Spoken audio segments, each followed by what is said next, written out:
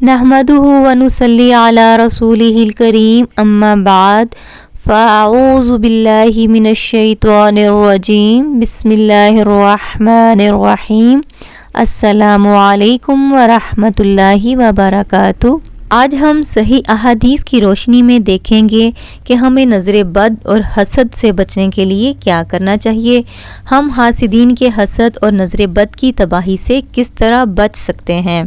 ایسا کیا کریں کہ ہمیں نظر لگے ہی نہ، اور اگر نظر لگ جائے تو اس کا صحیح احادیث کے مطابق کیا علاج کرنا چاہیے۔ نظر انسان کی بھی لگ سکتی ہے اور جنوں کی بھی لگ سکتی ہے، اپنوں کی بھی لگ سکتی ہے اور غیروں کی بھی لگ سکتی ہے، اور حاسدین کی نظر تو ضرور لگ جاتی ہے۔ آج کے دور میں ایک دوسرے سے بغض، حسد، نفرت اور نظر بد کی وجہ سے بہت ساری بیماریاں پھیل رہی ہیں۔ صحیح الجامعہ اور مسند احمد میں حدیث ہے کہ آپ صلی اللہ علیہ وآلہ وسلم نے فرمایا کہ نظر بد انسان کو اونچائی سے گرا سکتی ہے، وہ مالی طور پر بھی گرا سکتی ہے اور جسمانی طور پر بھی، اور کسی مقام سے بھی گرا سکتی ہے۔ صحیح الجامعہ میں ایک اور حدیث ہے کہ آپ صلی اللہ علیہ وآلہ وسلم نے فرمایا کہ میری امت میں قضاء اور تقدیر الہی کے بعد سب سے زیادہ جو اموات ہوں گی وہ نظر بد کی وجہ سے ہوں گی۔ سلسلۃ الصحیحہ میں ہی حدیث ہے کہ آپ صلی اللہ علیہ وآلہ وسلم نے فرمایا کہ نظر بد انسان کو قبر تک اور اونٹ کو ہانڈی تک پہنچا دیتی ہے۔ دیکھیں، نظر بد اتنی خطرناک چیز ہے کہ انسان کو قبر تک لے جاتی ہے، یعنی اس کو کوئی ایسی بیماری لگ جاتی ہے جس کی وجہ سے اس کی موت واقع ہو جاتی ہے، یا اس کے ساتھ کوئی ایسا حادثہ پیش آ جاتا ہے جس سے اس کی موت واقع ہو جاتی ہے۔ اور اونٹ ہانڈی تک پہنچ جانا، اس سے مراد یہ ہے کہ وہ بھی موت کے منہ میں چلا جاتا ہے۔ آپ صلی اللہ علیہ وآلہ وسلم نے فرمایا کہ تقدیر پر اگر کوئی چیز سبقت لے جا سکتی ہے تو وہ نظر بد ہے۔ تقدیر پر سبقت لے جانے سے مراد یہ ہے کہ انسان کی تقدیر میں وہ دکھ، نقصان یا وہ پریشانی نہیں لکھی ہوتی جو اس کو نظر بد کی وجہ سے مل جاتی ہے۔ آج میں آپ کو صحیح احادیث کی روشنی میں 3 باتیں ایسی بتاؤں گی کہ اگر آپ ان کو اپنی زندگی کا حصہ بنا لیں گے تو انشاءاللہ آپ نظر بد سے اور حسد سے محفوظ رہیں گے۔ ہم لوگ نظر بد کے حوالے سے بالکل بھی احتیاط نہیں کرتے، اور زیادہ تر جو ہمیں اور ہمارے بچوں کو نظر بد لگتی ہے اس کی وجہ ہم خود ہی ہوتے ہیں۔ آج میں آپ کو صحیح احادیث کی روشنی میں 3 ایسی باتیں بتاؤں گی کہ اگر آپ ان کو اپنی زندگی کا حصہ بنا لیں گے تو انشاءاللہ آپ اللہ کی حفاظت میں رہیں گے اور نظر بد اور حسد سے محفوظ رہیں گے۔ تو نمبر 1 ہے کہ اپنی خوشیاں اور اپنی کامیابیاں دوسروں سے چھپا کر رکھیں، راز میں رکھیں۔ یہ سب سے پہلا طریقہ ہے کہ آپ نے اپنی خوشیاں اور کامیابیاں کسی سے ڈسکس نہیں کرنی۔ خود سے اگر کسی کو پتہ چل جائے تو الگ بات ہے، آپ نے دوسروں کے سامنے اپنی خوشیاں اور کامیابیاں ڈسکس نہیں کرنی۔ صحیح حدیث ہے کہ آپ صلی اللہ علیہ وآلہ وسلم نے فرمایا، اپنی ضروریات کی تکمیل چاہتے ہو تو رازداری سے کام لیا کرو، کیونکہ جس کو بھی نعمت دی جاتی ہے اس سے حسد کیا جاتا ہے۔ دیکھیں، جب آپ صلی اللہ علیہ وآلہ وسلم نے فرما دیا اور ہمیں تلقین کر دی کہ اپنی ضروریات کو رازداری میں رکھ کر پورا کیا کرو، یعنی شو آف نہ کیا کرو، اپنی خوشیوں کو اوپن نہ کیا کرو، اور جب اللہ کے رسول نے فرما دیا کہ جس کو بھی نعمت دی جاتی ہے اس سے حسد کیا جاتا ہے، تو پھر ہم کیوں اپنی نعمتوں کو، اپنی خوشیوں کو، کامیابیوں کو دوسروں کے سامنے اتنا شو آف کرتے ہیں؟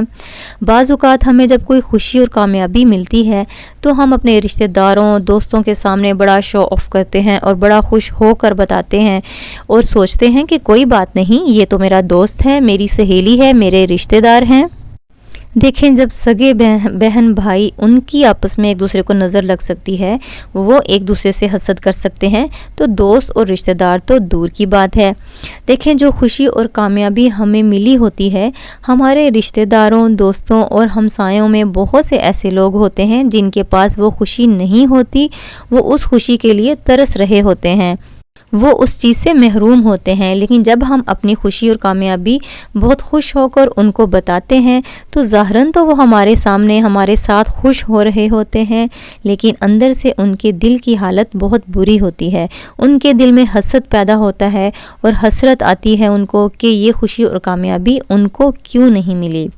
اور آج کل تو لوگوں نے ایک الگ ہی فیشن اپنا لیا ہے کہ ہر خوشی کو، ہر ایونٹ کو، ہر چیز کو اپنے واٹس ایپ اسٹیٹس پر لگا کر دوسروں کو شو آف کرتے ہیں، دوسروں کو دکھاتے ہیں کہ آج ہم ادھر ہیں، آج ہم فلاں جگہ پر گئے، آج برتھ ڈے ہے، آج فلاں ہے۔ اپنی ہر خوشی کو، ہر دن کو، ہر ایونٹ کو وہ واٹس ایپ پر لگا کر شو آف کرتے ہیں۔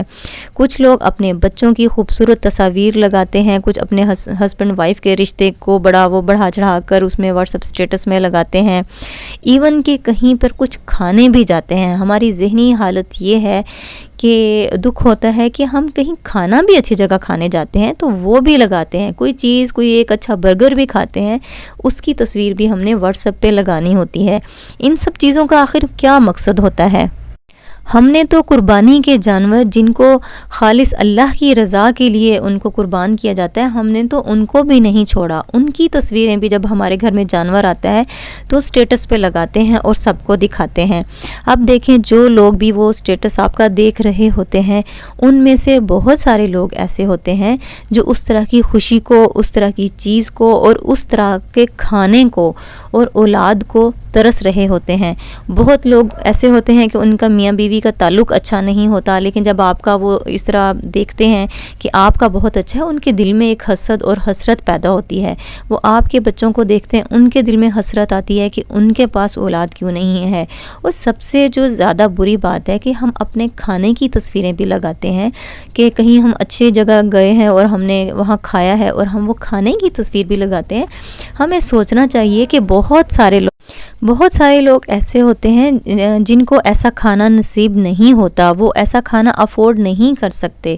تو ہم ان کے دل میں کیوں حسرت پیدا کرتے ہیں، کیوں ان کی محرومی اور بڑھا دیتے ہیں، ان کو دکھا کر کہ دیکھو ہم تو یہ کر رہے ہیں، دیکھو ہمارے پاس تو یہ خوشی ہے۔ ہمیں انسانیت کے طور پہ ہی ایز اے مسلم تو سوچنا ہی چاہیے، لیکن ایک انسان ہونے کے ناطے بھی ہمیں یہ چیز سوچنی چاہیے کہ جو یہ چیز میں کر رہا ہوں، یہ شو آف کر رہا ہوں، دوسروں کو دکھا رہا ہوں، پتہ نہیں اس میں سے کتنے لوگ ایسے ہوں گے جن کے پاس ایسی خوشی، ایسی چیز، ایسا کھانا نہیں ہے، وہ نہیں افورڈ کر سکتے، تو ان کے دل میں حسرت پیدا ہوگی۔ تو مجھے ایسا نہیں کرنا چاہیے۔ ہم اپنے بچوں کی پیاری پیاری تصویریں لگاتے ہیں، چلیں اولاد اگر آپ کے پاس ہے، کسی باقی جو دیکھ رہے ہیں ان سب کے پاس بھی ہے، لیکن ہو سکتا ہے جتنا خوبصورت بچہ آپ کا ہے کسی اور کا اتنا پیارا بچہ نہ ہو، تو ہم اپنے بچوں کے خود ہی دشمن بن جاتے ہیں۔ ہم دوسروں کو دکھاتے ہیں اور ہر کوئی اپنی اپنی نظر سے دیکھتا ہے، کوئی کس نظر سے دیکھتا ہے، کوئی حسد کی نظر سے دیکھتا ہے، کوئی حسد نہ بھی کرے ویسے ہی اس کو اتنا خوبصورت لگے تو اس کی نظر لگ جاتی ہے۔ تو پھر کبھی ہمارے بچے بیمار ہو رہے ہوتے ہیں، ان میں چڑچڑاپن، ضدی بن جاتے ہیں، وہ ان کا پڑھائی میں دل نہیں لگتا، کبھی کوئی ان کے ساتھ پرابلم پیش آتی ہے اور کبھی کوئی، اور ہم کبھی ڈاکٹر کے پاس لے کے جاتے ہیں، کبھی کوئی علاج کرتے ہیں، اور ہمیں علم بھی نہیں ہوتا کہ یہ سب کچھ ان کے ساتھ نظر بد کی وجہ سے ہو رہا ہے۔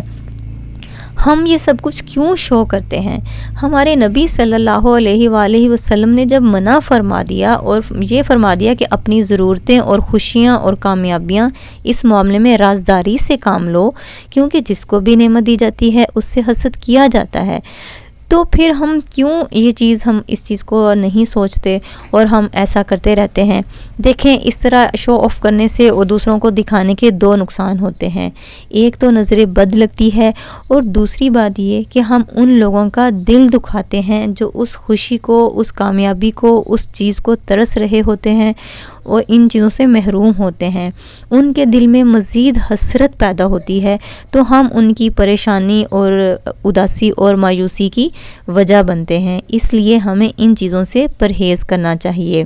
تو نمبر 2 پہ ہمیں کیا کرنا چاہیے؟ کس چیز کا ہمیں حکم ہے کہ جب بھی ہم کوئی اچھی چیز دیکھیں تو فوراً ماشاء اللہ بولیں اور اس کے لیے برکت کی دعا کریں۔